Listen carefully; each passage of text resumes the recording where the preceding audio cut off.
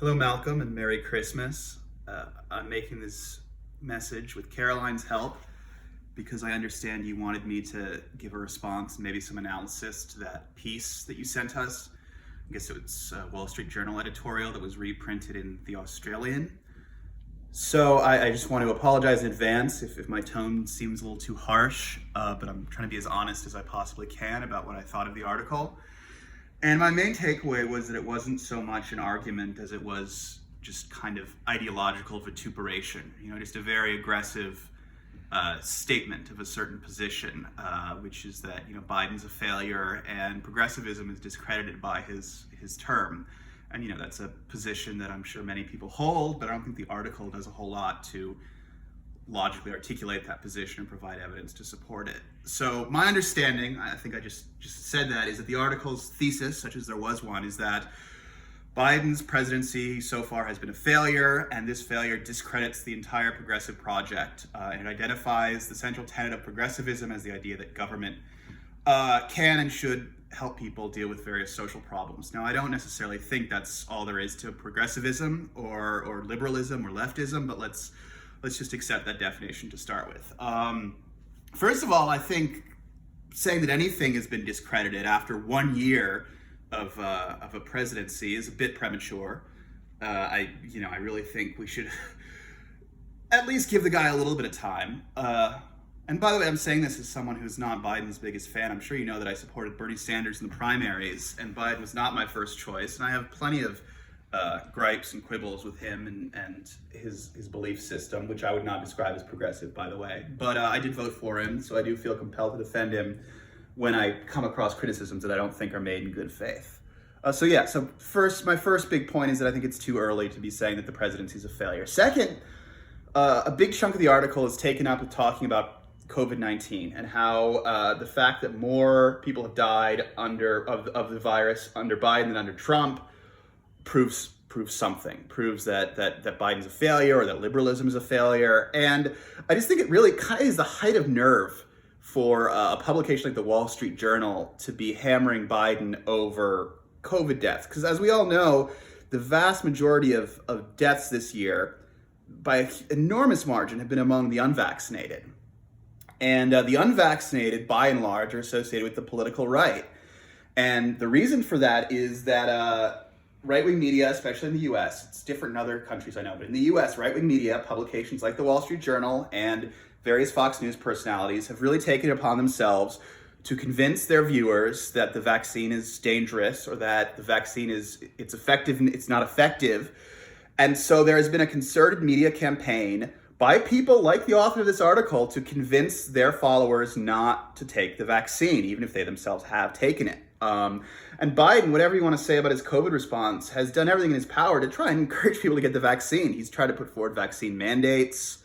I think it's really unfair to lay this failure of, people to get vaccinated at Biden's feet when it's been, a big campaign, clear, obvious campaign by conservative media outlets to push vaccine resistance, probably as a way to undermine the Biden presidency. So when a publication like the Wall Street Journal encourages people not to get vaccinated, and then when it succeeds, turns around and says, it's Biden's fault that people aren't getting vaccinated, I think that's pretty cynical, and it's a game that I'm not really willing to play.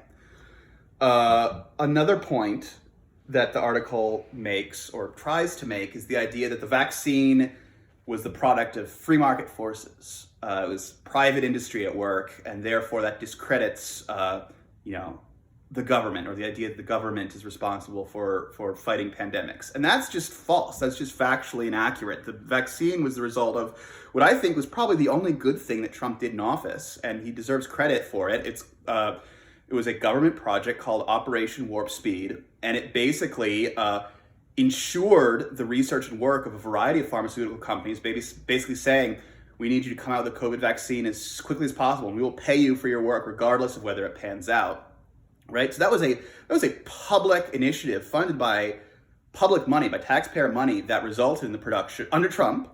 It was an accomplishment. I won't deny it. It was an accomplishment by the Trump administration, but it was not an accomplishment of capitalism or of the free market. It was an accomplishment of the federal government in partnership with private industry.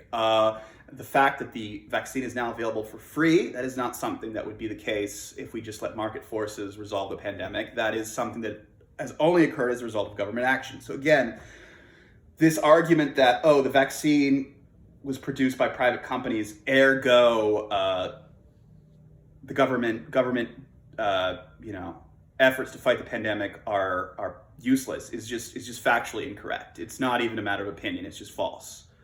So that seems like that really takes care of the majority of the article. But there are a couple of stray points that just get sort of thrown out in a sentence or two that I wanted to address briefly. One of them is a line saying that because of Biden, we have a border in name only, which is also just empirically false. One of my criticisms of Biden is that he actually hasn't departed enough from Trump's border policies. He continues to detain people at the border. They continue to keep the Remain in Mexico policy in place. There's a little interesting hypocrisy in the article there because he's claiming the author of this article claims the government can't do anything right, but then turns around and seems to be implying the government should be doing more to enforce the border. So which is it? Does the government fail at anything it tries, or is the government not trying hard enough to enforce the border? Those points seem to be in tension with each other. And similarly, the author, he doesn't do any analysis, but he tosses off some stray line about the disastrous withdrawal from Afghanistan. And I'll agree that there were some bad optics coming out of there, but I actually think that was one of Biden's more courageous acts. I don't think nearly any other president would have had the courage to, defy the generals who were intent on staying in Afghanistan forever and admit that our mission there had failed. The government we were supporting was essentially a Potemkin government. It was an empty shell, which was proven when it collapsed so rapidly after our withdrawal. And rather impressively, we got hundreds of thousands of people out of there. It was a pretty impressive evacuation, actually. And again, the argument in the article that Biden should have stayed in Afghanistan, the implied argument that he should have stayed in Afghanistan, kind of runs counter to the argument made with reference to COVID that government can't do anything right. Progressives think government's omnipotent, but government always fails. Well, if government always fails, why does the author of this piece seem to think that it has the capability to remake a society and occupy it militarily? It seems to me that conservatives, their skepticism of government projects ends when it comes to the military. And I don't really understand the logic of that stance. And so to me, those are the main substantive points made in the article. There are a few lines about, Biden's a confused old man and Kamala Harris is incompetent. And I just don't think those are worthy of a response. It's just, it's just personal.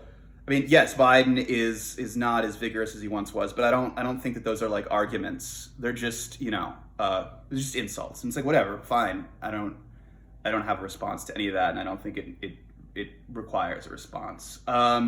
So those are my thoughts. I hope they're expressed civilly. But thank you for bringing my attention to that, because it's always good to engage with viewpoints that are different from your own. And in this case, I don't think that particular article was the best possible articulation of the case against Biden, because there is a case against Biden to be made, and I'd prefer it to be made,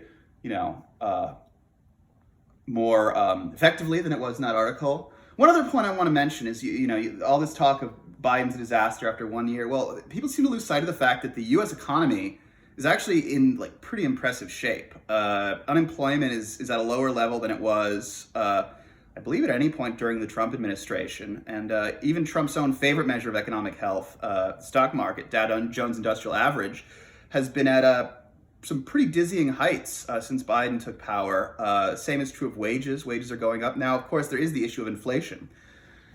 And that is a problem. That's a problem it's worth addressing. But I really don't think we should lose sight of the fact that actually the economy has been doing quite well under Biden. And so I think calling him a failure after 1 year is not only premature, but just not a real reflection of the facts. Oh, and there's a line about crime somewhere in the article, but the president doesn't really have much control over local conditions, and I just will note that the current increase in crime is real, but it started in 2020. So if you do feel as if the president can be blamed for an increase in crime, which I don't think really makes much sense, but if that's the stance that the author wants to take, well, it began under Trump. And also, I just think it's mostly attributable to the pandemic and the social disruption that came along with it. And that these crime increases are happening across the board, not just in cities controlled by liberal progressive Democrats, but Chicago has a very tough on crime, pro police mayor.